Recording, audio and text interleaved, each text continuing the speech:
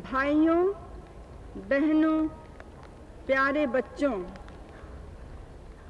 वर्षगांठ चाहे व्यक्ति की हो, चाहे देश की हो, एक शुभ अवसर होता है, खुशी का दिन होता है। और हम सब चाहे यहाँ हो, चाहे अपने घरों में हो, उसको मनाते हैं। पहले तो यहाँ से आवाज़ आकाशवाणी द्वारा ही हमारे प्रदेशों में जाती थी। पिछले साल कुछ बड़े बड़े शहरों में दूरदर्शन द्वारा यहाँ का चित्र भी पहुँचा। आज और बहुत से छोटे शहरों में भी ये चित्र पहुँचेगा और देश के 70% क्षेत्र में दूरदर्शन पहुँचे वो कार्यक्रम आरंभ होगा। आस्ते आस्ते हर काम इसी प्रकार से आगे बढ़ता है। आज वो दिन है जब हम अपनी आज़ादी की लड़ाई को याद करते हैं। वो महात्मा गांधी, उनके दूसरे साथी और शिष्य और कई ऐसे नाम जिनके बारे में आपने पढ़ा होगा, सुना होगा, लेकिन उनके अलावा देश में लाखों की संख्या में बहुत से ऐसे बहादुर स्वतंत्रता सैनिक थे जिन्होंने अपना सब कुछ बलिदान कर दिया। और उनमें से आज भी कुछ हजार हमारे साथ हैं। उन सब को हम याद करते हैं और जब याद करते हैं तो ये भी सोचते हैं कि जो कुर्बानी उन्होंने दी उससे हमने सबक क्या सीखा। कुछ ऐसे हैं लोग जो कहते हैं कि हर साल लाल किले से चाहे कोई भी प्रधानमंत्री हो एक ही बात कहते हैं। क्या अजब बात है ये कहने की। क्या जो ऊंचे आदर्श हैं, जो चरित्र को बनाने वाली चीजें हैं, देश के मनोबल को उठाने की बातें हैं, देश की सुरक्षा की, देश की प्रगति की, देश की उन्नति और विकास की बातें हैं, क्या वो हर बार कहनी नहीं है? क्या ये ऊंचे मूल्य जो हमारी विचारधारा के हैं वो कभी पुराने हो सकते हैं? और क्या उनको हर साल नहीं, हर दिन हमको याद नहीं करना है और अपने दिल में, अपने मन में उनको दोहराना नहीं है?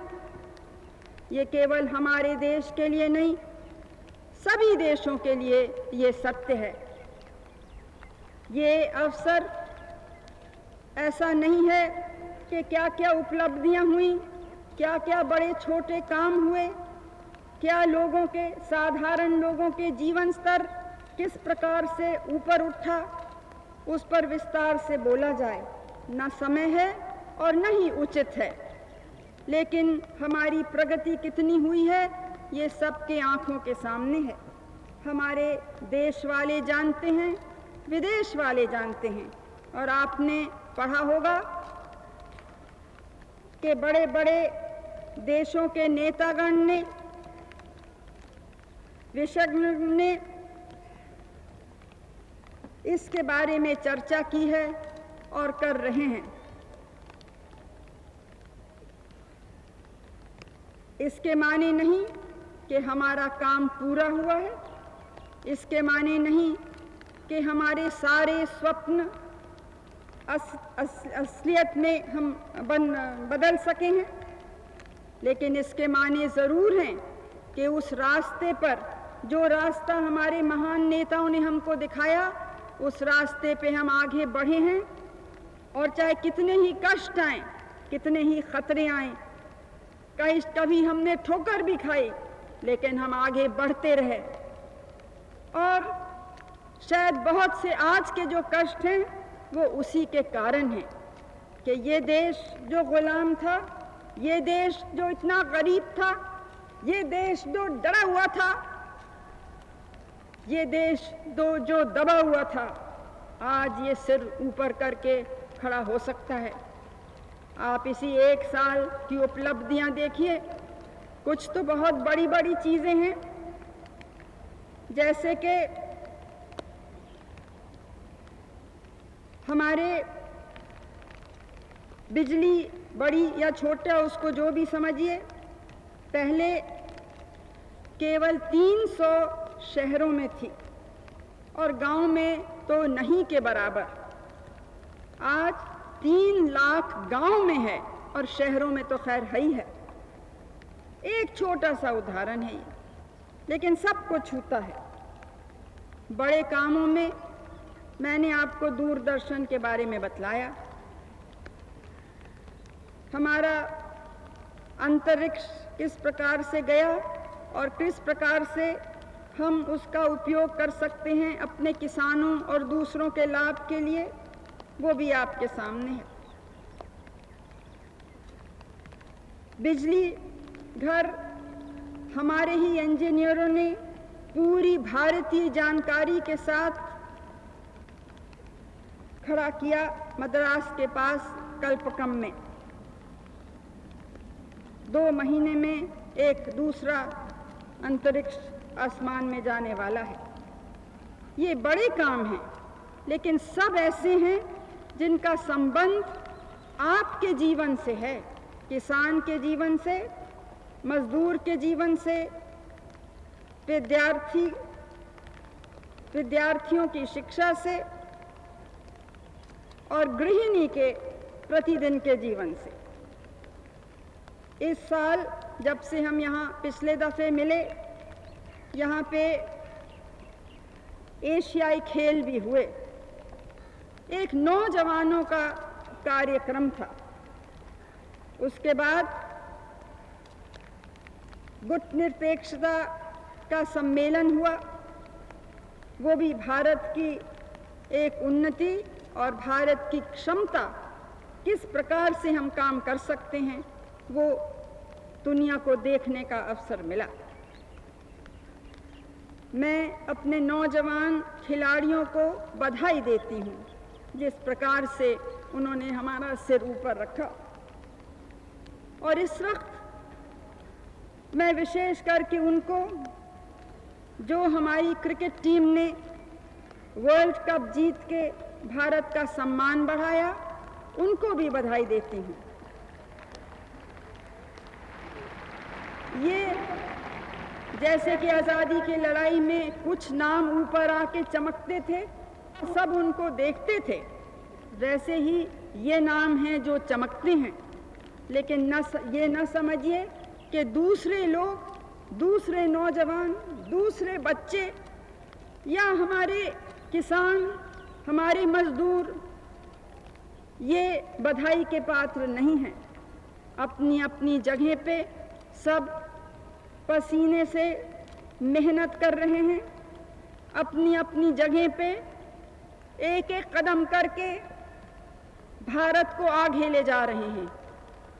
उन सब को हम बधाई देते हैं। उनके नाम हम नहीं जानते हैं, उनको हमने देखा नहीं, उनकी शक्ल नहीं पहचानते हैं, लेकिन वो है भारत की नींव, भारत की बुनियाद, भारत के गरीब, भारत के जनजाति आदिवासी, भारत के हरिजन, पिछड़ी हुई जाति और सब जातियां। असल में मेरा विश्वास जातिवाद में नहीं है। मैं तो चाहूँगी कि ये शब्द हम हटा दें अपने देश से।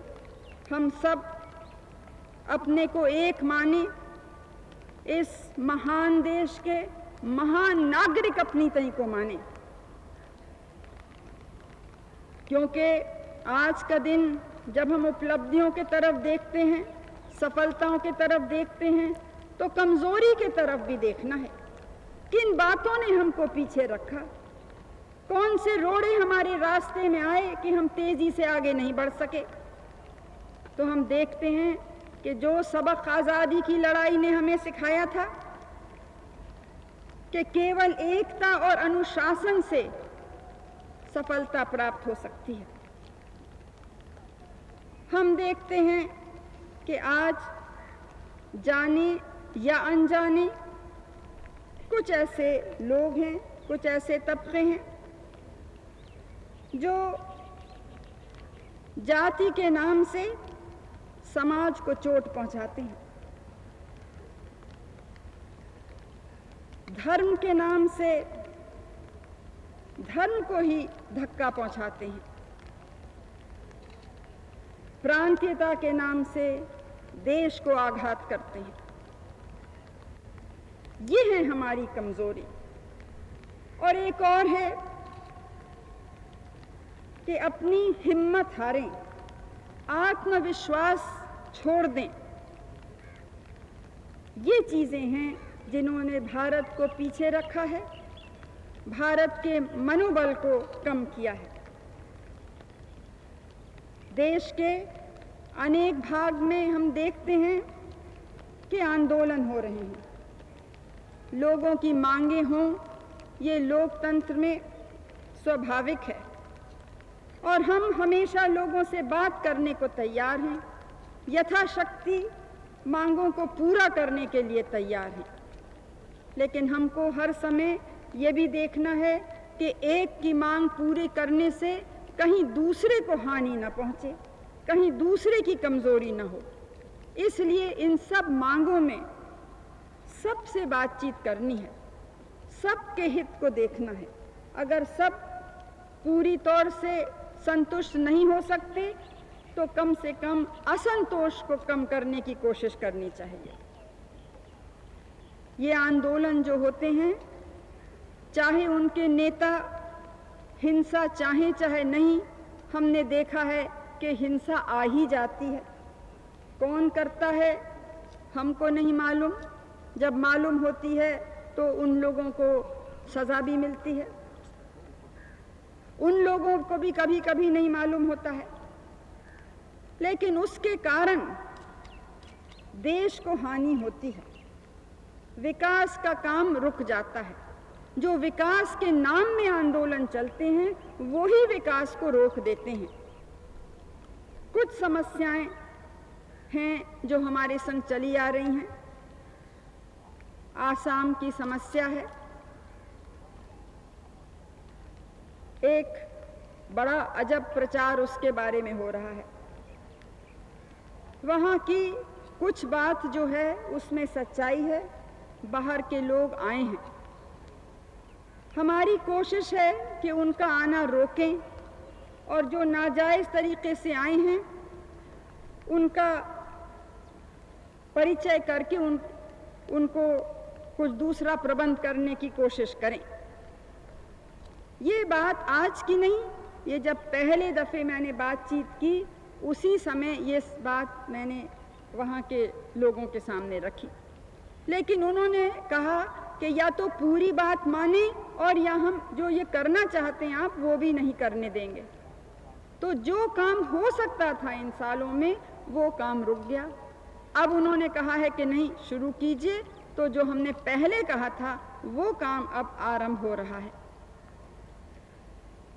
उसके बारे में एक अजब कहानी और भी सुनने में आई, ये कि वहाँ जो हमला हुआ और जिसमें बहुत से लोगों की जानें गईं, मुसलमान हमारे भाई और बहन उनकी जानें भी गईं, उनके गांव भी जलाए गए और हिंदुओं के भी, जनजाति के लोगों के भी, हरिजनों के भी, मजदूरों के भी, जो बाहर के गए हुए बिहारी या उत्तर प्रदेशी मजदूर थे उन पे भी, इन सबों पर जो हमला हुआ उसका खंडन भी मैं कर चुकी हूँ और उन लोगों के प्रति सहानुभूति भी रख चुकी हूँ। लेकिन प्रचार क्या हो रहा है? प्रचार ऐसा हो रहा है जैसे हमारा हाथ उस मारकाट में था। अगर उन लोगों के पास आप जाइए तो आपको स्पष्ट बताएंगे कि कौन उनकी बचाव में लगा था, कौन उनकी रक्षा कर रहा था। ये सच है कि कहीं कहीं रक्षा में कमी हुई इसीलिए वो मरे, ये तो है हमारी जिम्मेदारी। लेकिन प्रचार इस प्रकार का हो रहा है जैसे हमने ये करवाया, और बहुत से कौन लोग कर रहे हैं प्रचार, जिन्होंने स्वयं ऐसे भाषण दिए, ऐसा वातावरण बनाया, इस प्रकार से लोगों को उकसाया कि ये घृणा और हिंसा की वातावरण फैली। आज पंजाब की भी समस्या है। मैं विस्तार में जाना नहीं चाहती हूँ, अनेक बार उसके बारे में कहा है। हमारे देश में हमारी कोशिश रही है कि हर एक प्रदेश, हर एक कौम, हर एक क्षेत्र को न्याय मिले और देश की जो पूरी दौलत है, साधन है, उसमें वो भागीदार बने। जो भी मांगे मैं अपने तरफ से पूरी कर सकती थी वो मैंने शुरू ही में मान ली, लेकिन जिनका संबंध दूसरे प्रदेशों से है वो क्या उनके प्रति न्याय होगा अगर मैं कोई निर्णय ले लूं और उनसे समझौता न हो सके? एक बात मैं याद दिलाऊंगी कि मुझसे कहा जा रहा है कि मैं निर्णय को जानबूझ के रोक रही हूं। अगर कोई भी प्रदेश, कोई भी कौम कमज़ोर होती है तो क्या केंद्रीय सरकार को उससे लाभ हो सकता है या वो केंद्र सरकार की भी कमज़ोरी हो जाएगी? क्योंकि हमारी मजबूती हमारे प्रांतों की मजबूती पर निर्भर है। केंद्र क्या है? क्या केवल दिल्ली शहर है या दिल्ली में सेक्रेटेरिएट है या प्रधानमंत्री का दफ्तर है? केंद्र तो एक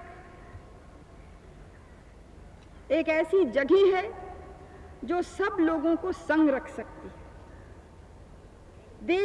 देश की सुरक्षा जिसकी जिम्मेदारी है, देश के सब लोगों को न्याय मिले वो उसकी जिम्मेदारी है।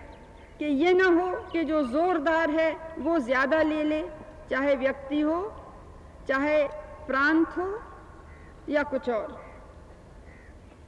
लेकिन असली ताकत हमारी तो प्रदेशों में है। जब कमी पड़ती है साधन की तो उससे हम पर भी बोझ बढ़ता है। हमारे जितने मंत्रालय हैं उनके पैसे कटते हैं और उसी प्रकार से जो प्रदेश हैं उनके भी कटते हैं। इससे हमें खुशी नहीं है, लेकिन हम लाचार हैं।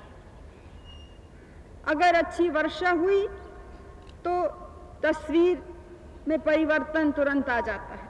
अगर सूखा पड़ा, बाढ़ हुए, आंदोलन जिसमें इतना रुपया खर्च होता है उनको थामने में, ये चीज़ें अगर न हों तो और भी तेज़ी से हम आगे बढ़ सकते हैं। लेकिन जो बात मैं आपसे कह रही थी पंजाब के बारे में वो ये है, करीब 2 साल से ये समस्या मेरे सामने आई है। लेकिन सन 80 में हमारी सरकार आई, उसके पहले मैं याद दिलाना चाहती हूँ कि 3 साल तक जो लोग आज आंदोलन कर रहे हैं और मांगे उठा रहे हैं उनकी हुकूमत पंजाब में थी। उसी 3 साल उनके 2 मंत्री केंद्रीय सरकार में थे। उन्हीं 3 सालों में उनके सहयोगी जो उनके पड़ोसी प्रांत हैं वहाँ की सरकारों में थे। इसलिए पूरे 3 साल उनके सामने अवसर था कि वो इन अपनी समस्याओं का, अपनी मांगों को पूरा कर सकते थे मिलके। उस समय ये आवाज़ नहीं उठी। उस समय क्यों नहीं ये इन समस्याओं का समाधान हुआ? ये एक छोटा सा प्रश्न मैं उनसे और आप सबसे पूछती हूँ। क्या वो दोषी नहीं है कि जब उनको ऐसा मौका मिला तब उन्होंने उस मौके का लाभ नहीं उठाया? क्यों? क्योंकि शायद उस समय भी जो चाहते थे वो नहीं मिल सकता। तो सारा बोझ ठहरा कि हम आए तो हमारे ऊपर ये डाला जाए, हम तैयार हैं अगर जो दूसरे लोग हैं जिनका संबंध इन प्रश्नों से है उनके संग वो बैठ के और समझौता कर सकते हैं। इसी प्रकार से और भी आवाजें देश के भीतर उठी हैं जिससे हमें लगता है कि देश की मजबूती, देश की एकता को खतरा हो सकता है। वैसे हमारे देश में एकता की भावना बहुत मजबूत है। एक और अजब बात, गलत प्रचार एक हो रहा है। आसाम के बारे में मैंने आपको बतलाया, लेकिन सारे भारत में फैलाया जा रहा है। जब मैं अल्पसंख्या की बात करती थी तो ये कहते थे कि इनको तो केवल अल्पसंख्या की, माइनॉरिटीज़ की, मुस्लिम, सिख, ईसाई, इन लोगों की ज़्यादा चिंता है और जो यहाँ अपार हमारी दूसरी हिंदुओं की जनता है उसकी बिल्कुल चिंता नहीं है। किसी संदर्भ में जब हिंदुओं की बात आई, और मैं याद दिलाना चाहती हूँ आपको कि हमारे देश में कहीं कोई बहुसंख्या में है और कहीं दूसरा बहुसंख्या में है। कहीं पे कोई धर्म के लोग अल्पसंख्या में हैं और कहीं दूसरे धर्म के लोग अल्पसंख्या में हैं।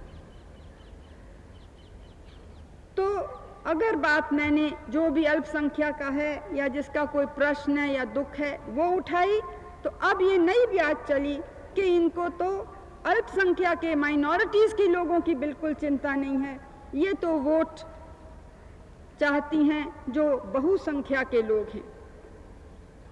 सभी राजनीतिक दल चुनाव के समय वोट चाहते हैं, लेकिन इस लाल किले पे जब हम खड़े हैं और जब हम आज़ादी की लड़ाई को याद कर रहे हैं तो ये भी याद करें कि हम कैसे ज़माने में पैदा हुए, कैसा जीवन गुजरा, किस कुर्बानी और सेवा के वातावरण में हमने कार्य किया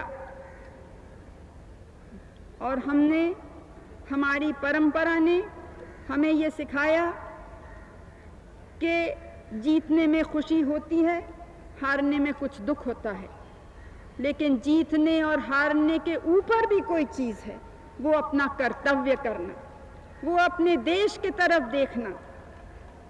और चाहे हम अपना काम पूरा न कर सकें, कम से कम जितनी हमारी ताकत है उतनी ताकत से हम उस रास्ते पे आगे बढ़ सकें। आज़ादी की लड़ाई के दौरान में बहुत से लोगों की जानें गईं, बहुत से लोगों ने आज़ादी नहीं देखी। हम भी छोटे थे तो कल्पना भी नहीं थी कि अपने जीवन में देख सकेंगे, लेकिन उसने हमारे कदम को हल्का नहीं किया, हमारे संकल्प को कमज़ोर नहीं किया। हमें मालूम था कि जहाँ तक हम पहुँचा सकेंगे हम पहुँचाएंगे और उसके बाद कोई और आगे बढ़ेगा। आज भी उसी भावना से हम विकास का काम कर रहे हैं, उसी भावना से देश को मजबूत करने का काम कर रहे हैं। देश के सामने बहुत से खतरे हैं, अंदरूनी कमजोरियां तो ही हैं, बाहरी खतरे भी हैं। मैं आपको डराना नहीं चाहती हूं और मुझे ये भी मालूम है कि आप डरने वाले भी नहीं हैं, लेकिन हम सब का कर्तव्य है कि स्थिति को पहचानें। संकट को हम जानेंगे तभी उसका सामना करने के लिए पूरी तैयारी हो सकती है। आजकल साम्राज्यवाद पहला जैसे नहीं रहा। आज वो अपनी फौज लेके देश में नहीं आता है।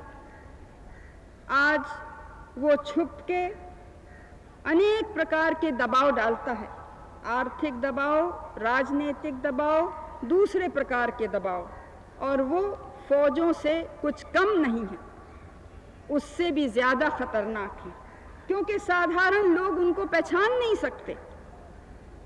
बहुत से देशों में हमने देखा क्या हुआ है, आज़ाद हैं लेकिन आज़ादी पर कुछ छाया भी पड़ गई है। भारत ये नहीं चाहता। भारत का रास्ता स्पष्ट है। भारत का रास्ता है आत्मनिर्भरता, लोकतंत्र के द्वारा, समाजवाद के द्वारा, गुटनिरपेक्षता के द्वारा। कुछ लोग हमें कहते हैं कि इधर झुक रहे हैं, कोई कहते हैं उधर झुक रहे हैं। हम हर निर्णय भारत के हित को देखते हुए, विश्व शांति के हित को देखते हुए हम लेते हैं। कुछ लोगों से हमारी दोस्ती ज़्यादा हो सकती है और कुछ से कम, लेकिन दोस्ती या मतभेद को हमने निर्णय लेने के रास्ते में कभी नहीं आने दिया। निर्णय हमारा एक सच्चा निर्णय होता है और अभी तक हमें जो सफलता प्राप्त हुई है हर क्षेत्र में, वो इसी कारण कि लोग जानते हैं कि ये आदर्शवादी देश है। इसके माने नहीं कि सब आदर्श पूरे होते हैं, इसके माने नहीं कि हम में बुराइयां नहीं हैं, गलतियां नहीं करते हैं। दुर्भाग्य से भ्रष्टाचार की बात भी उठती है और हमें दुख से कहना होता है कि भ्रष्टाचार है, लेकिन अगर इसको एक हम भूत बना देंगे और ये कह के कि है इसलिए और हो सकता है, तो बहुत गलत बात होगी। हम हर एक को देखना है कि कैसे इस भूत को अपने बीच में से हटाएं।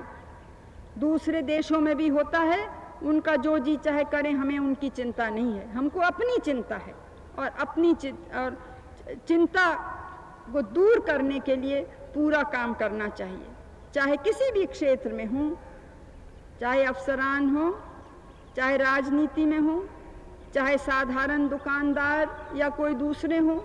हम सबों को देखना है इस वक्त अपने लाभ और हित के ऊपर देखना है कि अपने छोटे से लाभ के लिए क्या हम सारी समाज को कमज़ोर करने को तैयार हैं? क्या हम ऐसी स्थिति लाने को तैयार हैं जिसमें हमारे बाल बच्चों को नुकसान हो? ये चीज़ हर एक नागरिक को सोचनी है। महिलाओं के प्रति भी अत्याचार हो रहे हैं, कोई नई बात नहीं है, लेकिन अब समय आया है जब इसको बर्दाश्त नहीं करना है।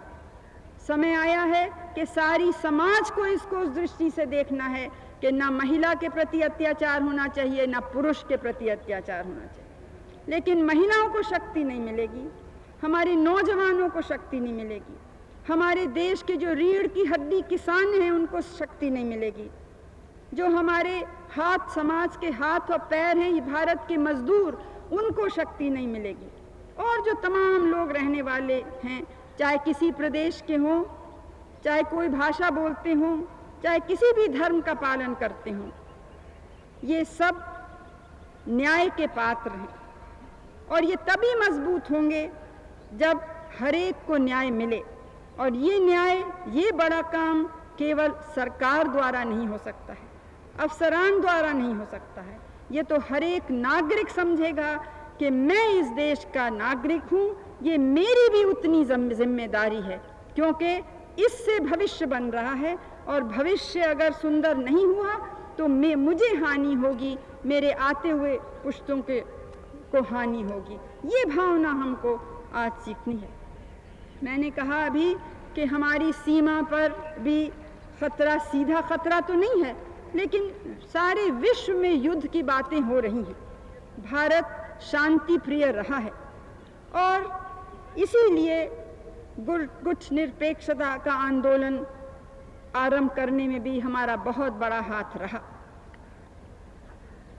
हम विशेष करके अपने पड़ोसियों से दोस्ती चाहते हैं। अभी हाल में भी कुछ घटना ऐसी हुई और मैं दोहराना चाहती हूँ कि किसी भी देश में हम दखल नहीं देना चाहते। उनके अंदरूनी प्रश्न जो हैं उनको उनके संभालना है, लेकिन अगर बड़े पैमाने पर हिंसा हो, हत्या हो, लूटमार हो, तो उसका खंडन हमको करना पड़ता है और हमेशा ही हमने किया है। हमारे पड़ोस में एक देश है जिससे बहुत घनिष्ठ संबंध भारत के रहे हैं, श्रीलंका। वहाँ जो बीता है उसमें भारत के नागरिकों पर भी बीता है, इसलिए हमारी वहाँ के बारे में विशेष चिंता है। दखल देने के ख्याल से नहीं, लेकिन मैत्री हमारी बनी रहे, संबंध हमारे बने रहें, और हमारे जो लोग वहाँ पे हैं, हम तो नहीं चाहते कि किसी पर भी कुछ हानि हो, लेकिन क्योंकि हमला हमारे लोगों पे हुआ है, हमारे नागरिक या हमारे देश से जो गए हैं, तो उनकी विशेष चिंता, और जो इस हिंसा के शिकार हुए हैं उनके संग सहानुभूति हमें प्रकट करनी है। तो इस प्रकार, लेकिन इन सब समस्याओं में से हमको बहुत समझ बूझ के चलना है। जोश में आके एक कदम गलत पड़ता है तो उसकी हानि बहुत दूर तक होती है और फिर संभालना मुश्किल हो जाता है।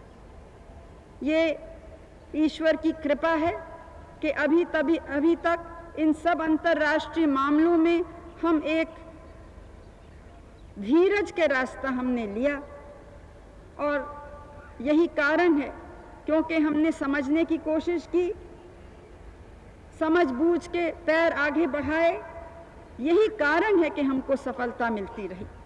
हमको कोई ऐसी बात नहीं करनी चाहिए जिससे कि जो हम चाहते हैं उसी का उल्टा हो, जिनका भला चाहते हैं उन्हीं को शायद हानि हो। बहुत देशों में भारत के लोग रहते हैं, कुछ वहाँ के नागरिक हो गए हैं और कुछ भारतीय नागरिक रहे हैं। उन सब का हमको ज़रा ध्यान देना है, दखल देने के ख्याल से नहीं, लेकिन मानवता के ख्याल से। और अगर, जैसे मैंने पहले कहा कि किसी एक जाति या एक धर्म के बारे में चिंता की बात जो है, मुझे अगर चिंता है, चाहे हिंदू, चाहे मुस्लिम, चाहे सिख, या जो दूसरे अनेक धर्म भारत में हैं, तो इसलिए नहीं कि वो हिंदू, मुस्लिम या सिख हैं, लेकिन इसलिए कि वो भारत के नागरिक हैं, इसलिए कि वो इंसान हैं। और आज दुनिया में ऐसी हालत हो गई है, आर्थिक संकट, चुनौतियां सब जगह हैं, बेरोजगारी है। हाँ, एक बात आपको कहना मैं भूल ही गई, हमारी बेरोजगारी बहुत बड़ी समस्या है, उसके तरफ हम ध्यान देते आए हैं। और हमने 2 कार्यक्रम बनाए हैं, एक जो भूमिहीन हैं उनके लिए, क्योंकि हमारे देश में सबसे गरीब वही हैं और बेरोजगारी का बोझ सबसे भारी उन्हीं के ऊपर पड़ता है। हम चाहते हैं कि हर एक परिवार में से कम एक सदस्य को रोजगारी मिले। ये कार्यक्रम तुरंत शुरू होने वाला है और उसके लिए एक बहुत बड़ी रकम अलग की है। महाराष्ट्र में ये चालू हुआ था और वहाँ सफल हुआ, इसलिए हम इसको सारे देश में फैला रहे हैं। लेकिन मैं आपको याद दिलाना चाहती हूँ कि एकदम से हम हर एक तक नहीं पहुँच सकते हैं। हमारी आशा है कि शुरू में करीब 3 लाख तक पहुँच सकेंगे और जैसे जैसे सफलता मिलेगी और लोग इस स्कीम के अंतर्गत आ सकेंगे। इसी प्रकार शहरों में सबसे बड़ा बोझ है शिक्षित नौजवान के ऊपर, इसलिए उनके लिए भी हमारी कोशिश है कि प्रतिवर्ष 2 या 2.5 लाख ऐसे शिक्षित बेरोजगार नौजवानों को अपने पैरों पे खड़े होने के लिए हम साधन दें। तो इस प्रकार हर साल नए कार्यक्रम आरंभ होते हैं। हमारे 20 सूत्री कार्यक्रम का बहुत लोगों ने मजाक उड़ाया, लेकिन सच्चाई ये है कि उससे फर्क पड़ रहा है। कहीं कहीं गलत काम भी हुए हैं, लेकिन आमतौर से उसका लाभ हुआ है, हो रहा है। और आप अगर गांव में जाके देखिए तो आप देखिएगा, बहुत से लोग जो ये बातें कहते हैं उनको याद नहीं या कभी पहले उन्होंने देखा ही नहीं था कि भारत का देहात कैसा था, भारत की गरीबी किस प्रकार की थी। और ये संतोष की बात है कि वो चित्र अब हमेशा के लिए ख़त्म हो गया है। अब हम आगे बढ़ रहे हैं और बढ़ते ही जाएंगे। हम किसी से लड़ाई नहीं करना चाहते, लेकिन आपको मालूम है कि आक्रमण क्योंकि हम पर हो चुका है, हमारा अनुभव जो है उसको हम भूल नहीं सकते हैं। इसलिए हमें तैयारी अपनी पूरी रखनी है। और एक शब्द मैं कहूँगी अपने बहादुर सेनाओं के अफसरान और जवानों का, कि जिस बहादुरी से उन्होंने देश की सीमा की सुरक्षा की, उसी बहादुरी और उसी लगन से चाहे बाढ़ आए चाहे दूसरी आपत्ति आए, शांति के समय भी वो उसी प्रकार से लोगों की सहायता करते हैं। वो भी हमारी बधाई के पात्र हैं। आज ये दिन है कि हम भूल जाएं कि हम छोटे हैं या बड़े, कहाँ रहते हैं, क्या हमारी विचारधारा है। हम यही सोचें कि हमारा जो पुराना या नया, जो समझिए जो रास्ता है भारत को शक्तिशाली बनाने का, भारत को महान बनाने का, उस रास्ते पे किस प्रकार से हम चलें। आज के दिन मैं आप सबको फिर से बधाई देती हूँ, और विशेष करके हमारे नौजवानों को।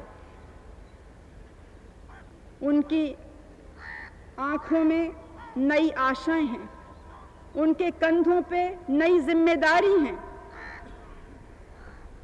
और उनके हृदयों में नया जोश है।